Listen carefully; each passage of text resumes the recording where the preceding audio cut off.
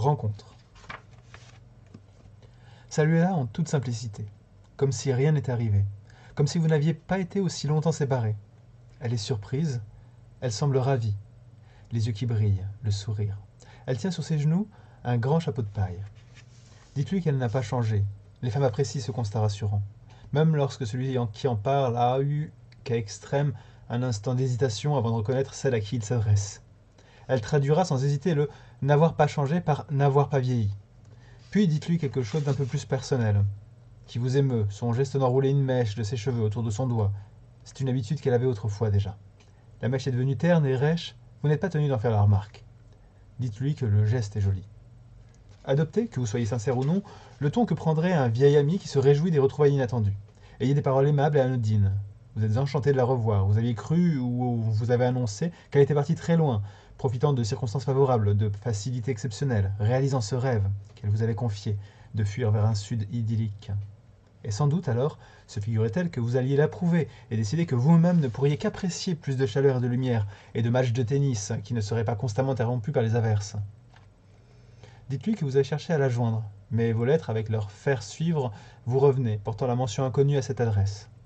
Et si vous ignoriez l'endroit où elle vivait désormais, vous imaginiez un bord de mer ombragé, de souples palmes, la blancheur de murs exotiques, sûrement pas les ruelles boueuses de cette petite ville du nord-ouest, car jamais ni vous ni elle n'aviez manifesté la moindre attirance pour une région grise et sauvage, fouettée de vents secoués de tempêtes, et vous y voilà installé, à la suite d'un appel d'offres dont vous avez été l'heureux lauréat, par hasard, la rencontrant, apprenant qu'elle habite ici, le rez-de-chaussée d'un pavillon spécialement aménagé dans l'ensemble de l'immobilier qu'on vous a chargé de rénover.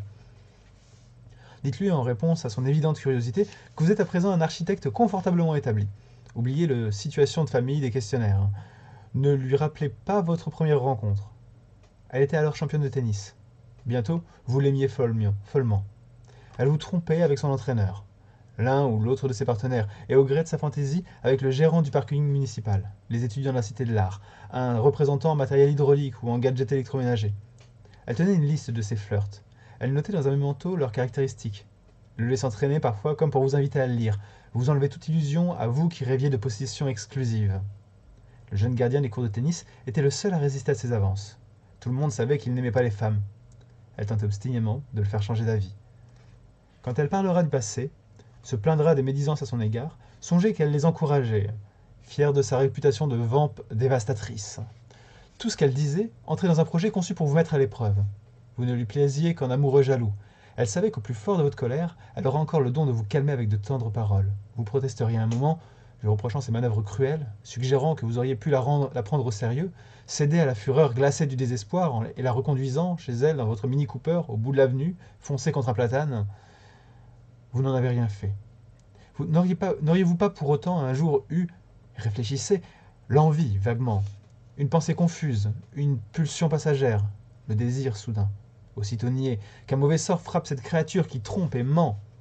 Idée fugace qu'on repousse après avoir juste un instant imaginé la suite, la perverse, tuée sur le coup. Non. Souhait inconcevable. Le plus inconcevable serait de voir là une réelle tentation. Vous souhaitiez simplement qu'elle connaisse enfin à son tour la jalousie. Dans l'ardeur du jeu, elle était superbe, précise, rapide, hardie à monter au filet, smash fulgurant, redoutable revers. Ne parlez pas d'entraînement, de technique, de l'harmonie du blanc et de l'ocre. Ne parlez pas de set et de tie-break, vous qui jouez encore. Toujours médiocrement d'ailleurs. Vous n'avez pas oublié ces exclamations moqueuses lorsque vous manquiez vos services. Regardez, si elle interroge, que vous avez gardé l'indolente habitude de renouveler chaque année votre adhésion à ce club dont elle était la star, mais vous allez bientôt renoncer au tennis. Efforcez-vous de conserver dans vos échanges de propos avec elle une totale courtoisie, une parfaite discrétion. Protégez-vous contre l'éventualité d'un déferlement de rancœur, allusions, accusations, remontrances, mais peut-être serez-vous étonné par les manifestations d'une bonne humeur inaltérable et saisi alors d'une étrange angoisse à la cause incertaine. Ne lui demandez pas si elle vit seule. Remémorez-vous ces soirs où elle prétendait, cela n'interdisait pas les nuits partagées, qu'il est prudent de se méfier des engagements irréfléchis, qu'il faut rester libre et lucide. Elle ne s'en employait pas moins à jeter le trouble dans la vie du gérant célibataire, du placier en assurance, du contrôleur import-export, à braver quotidiennement le flegme du jeune homme blond au sourire angélique, gardien des terrains de tennis. Dites-lui qu'elle a un goût très sûr pour la toilette, que la couleur choisie convient à son teint. N'évoquez pas ces défilés de mannequins que vous avez jadis contemplés ensemble. Elle aurait aimé revêtir une de ces tenues du soir, le fourreau incrusté de dentelle ou la jupe vaporeuse assortie d'un boléro à paillettes. Et c'était à vous de promettre que le temps viendrait, vos études terminées, où vous lui offririez la robe la plus belle, la plus précieuse. Impatient de les emporter, elle et sa robe, dans ce palace que vous auriez construit. Pour elle et sa robe. Suite logique de l'histoire, vous lui ôtiez la robe, lui faisiez un enfant, la conclusion étant « ils furent toujours heureux ». Ne lui rappelez pas avec quelle fermeté elle déclarait alors qu'elle ne voulait pas d'enfant, se moquant de vous quand vous parliez famille. Elle disait que les mioches, ça bave, ça vomit, ça braille. Elle disait « il y a déjà trop de femmes qui s'acquittent allègrement de la tâche de procréation indispensable à la survie de l'espèce ». Vous pensiez qu'elle finirait par changer d'avis. Abstenez-vous de rapporter les jolis mots que vous récoltez chaque week-end, et parfois le soir, quand vous rentrez à la maison, assez tôt pour assister au coucher des petits. Ne dites pas Rita, Mimi, Jeannot. Ne dites pas les regards, les pirouettes et les grimaces, les baisers, les caresses. Le comte à mourir de peur du grand méchant loup qui se cache sous le lit, mais papa va le déloger rien qu'en soufflant dessus, et pfut, il se transforme, devient un agneau bêlant, ou galette embaumée. Comment oseriez-vous proclamer que tout est arrivé par sa faute, vous qui êtes souple et solide, les gestes vifs, le corps agile? Ce fut, insister sur ce point, si elle aborde un sujet que vous préférez éviter, le résultat d'une triste coïncidence, du hasard et de la malchance. Banalité peu convaincante, mais qui marqueront votre détermination à ne pas vous engager dans des discussions stériles. Votre seule faute à vous, mauvais joueur de tennis, est d'avoir continué à rater vos services. Ne parlez pas de ce jardin, les parterres, la tonnelle, la pelouse, l'arceau, les rosiers, et près du jet d'eau et sa vasque, ces femmes bavardant gaiement, étendues sur les chaises longues, ou sans façon, couchées sur l'herbe et la menthe. Elle était la plus belle, blonde et gracieuse, au grand soleil.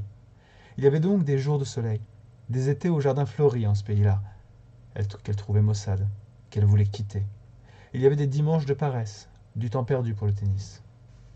Quand vous étiez petit, le dimanche matin, vous n'alliez pas au tennis, on vous envoyait à la messe. Vous aimiez l'odeur d'encens et la fumée légère des cierges après que l'éteignoir eût étouffé la flamme.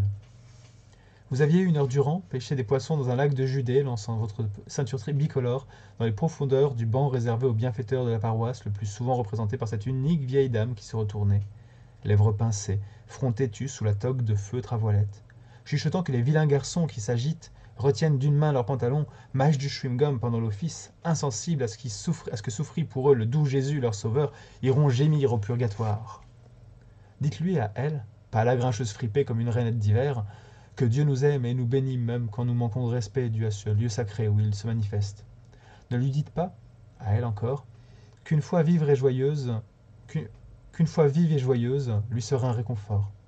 Craignez de l'entendre répondre que cette curieuse pratique d'invoquer Dieu et ses saints avant de partir en voyage ou d'affronter lors d'un tournoi de nouveaux adversaires lui a toujours semblé puérile.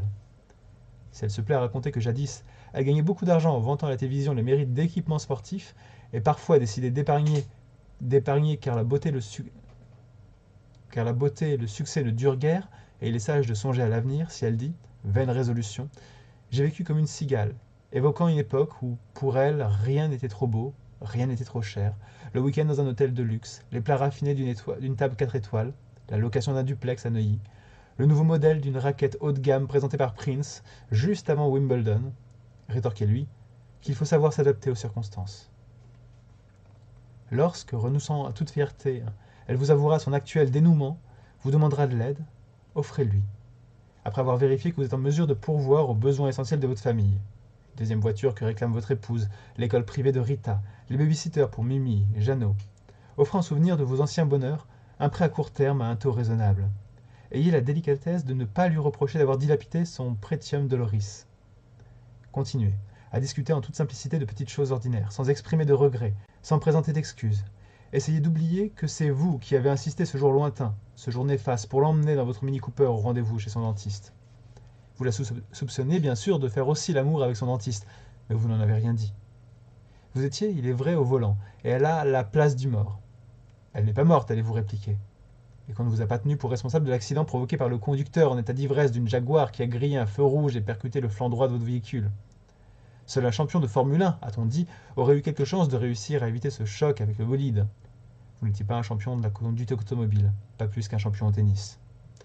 Refusez de l'écouter quand elle parlera de ce jour. Refusez de mettre en péril cette tranquillité d'esprit que vous avez durement gagnée. une maîtrise qui vous donne à présent tant d'aisance, une telle extrême prudence que jamais le flanc de votre Xantia ne sera défoncé par une jaguar en folie. Près d'elle, gardez votre calme. Traitez-la comme une amie des temps anciens qu'on ne croyait plus revoir, qu'il est plaisant de retrouver. Pas l'attendrissement. Méfiez-vous des plaintes qui tournent vite au ressentiment. Elle vous observe, elle vous observe, elle vous sourit, mais sa voix soudain paraît trahir quelques aigreurs, quelque impatience. Ne l'encouragez pas à vous expliquer comment se manœuvre son fauteuil métallique capitonné de Sky, avec repose-pied, appui-tête et grande roue doublée de cerceaux. Ne cherchez pas à savoir si ça irrite la peau à la longue, une Minerve, si elle s'habitue, si on l'ôte pour la nuit.